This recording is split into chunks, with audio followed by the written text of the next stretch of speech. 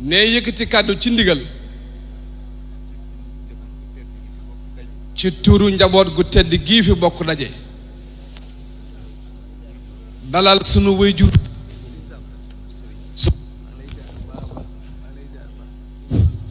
sunu sëriñ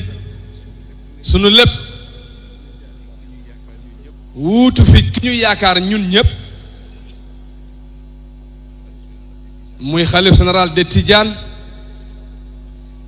Cheikh Seydi Aboubacar ne ñu ngi koy nuyu di ko jox wàccuwaayam nuyu kilifa yu tedd yi ñu bokkal jotaay bi sunu gouverneur Saïd Ndaw ak kàddu yu rafet yi mu yëkkati ci tuuru président de la République tuuru premier ministre tuuru ministre de l'intérieur ak tuuru ñi mu àndal ñu ngi ko ci sargal bu baax a baax di nuyu monsieur le maire di sunu doomu baay di sunu mbokku daara di ko ñaanal yàlla yéeneem ak bëgg-bëggam ci rëkk bi yàlla ko yàlla mottalil nuyu nag sunu lépp muy Cheikh Sidi Hadji Malick di ko masawu coono di ko jaajëfal ci taxawaayam jaarale sunu nuyoo ci moom nuyu nu ko bokk daayira bi yépp di am mbégte bu rëy ni ko sunu sëñ bi waxee sëriñ Mansour ci cër bii ngeen yëkkati jagleel ko xalifa bi Cheikh Seydi Aboubacar lii ñépp ngeen ko defal ndax moom li mu def ñépp la ko defal kon li ngeen ko defal wuuti ngeen ci ñépp di ñaan ci mbaaxu yàlla rek comme kàddu ziar la ñu wax nee na ziar bu yàlla masa nangu yàlla na ci yàlla boole ziar bii amin yàlla yéegalal ñu ko ca xadis ba mu wax muy xadisul qudsi wajabat mahabbati lil mutahabina fiya wal mutajalisina fiya wal mutabasilina fiya wal mutazawirina fiya radiyallahu anhu wa radu anhu yàlla ñu ko yàlla booy defal nee fa tabarakallahu yaakaar nañ ko ci barab bi fi mu ne koo xar xolam cofeel bi nekk ci kii nekk ca kële te loolu rek mooy li am solo def lépp yàlla ngi ci biir loola feeg yéen a nga may boole nag man yàlla ca loola maa ngi ànd ak yéen ca loola kon ku fi ñëw santal yàlla radiyallahu anhu wa radu kon fa tabarakallahu ne du nu sori ci kàddu waaye bokk yi liñ fi bokk dégg ñun ñëpp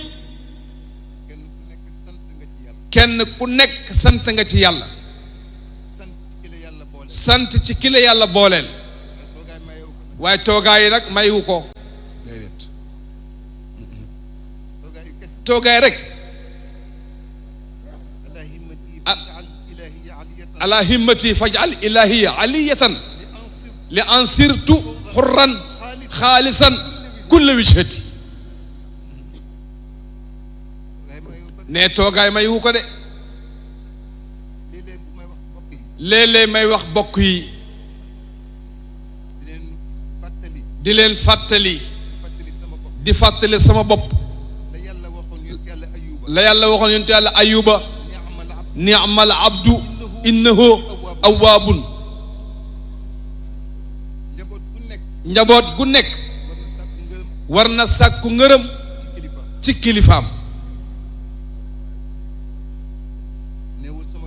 neewul sama yonent de ni'mal abdu la wax lu tax ma wax loolu wa ma xalaqtul jinna wal insa illa li ya'buduni ay ta'abbudan lillahi ne ki tax ñu bind ñu wa ma xalaqa rahmaanu shay'an li nafsihi siwa sayyidil mahmudi wa huwa habibu bi ko yàlla soxlaa di ko invité dafa ne subhaana alladi asra bi abdihi laylan waxul bi nabiyihi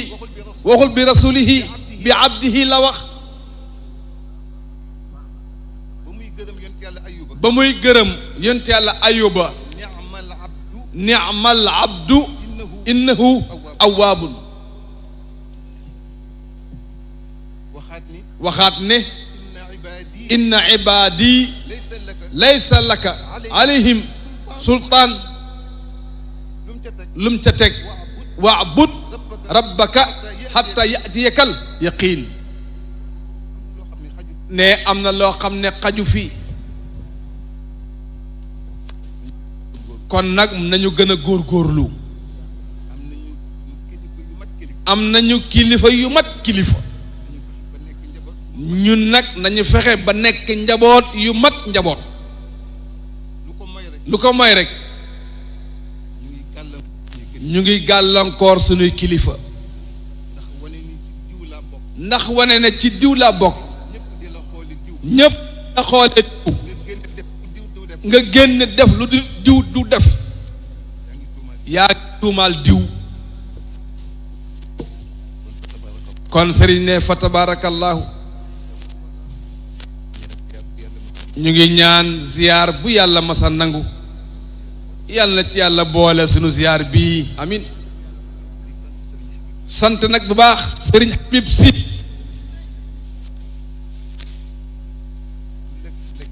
ne bu lëg lekke alom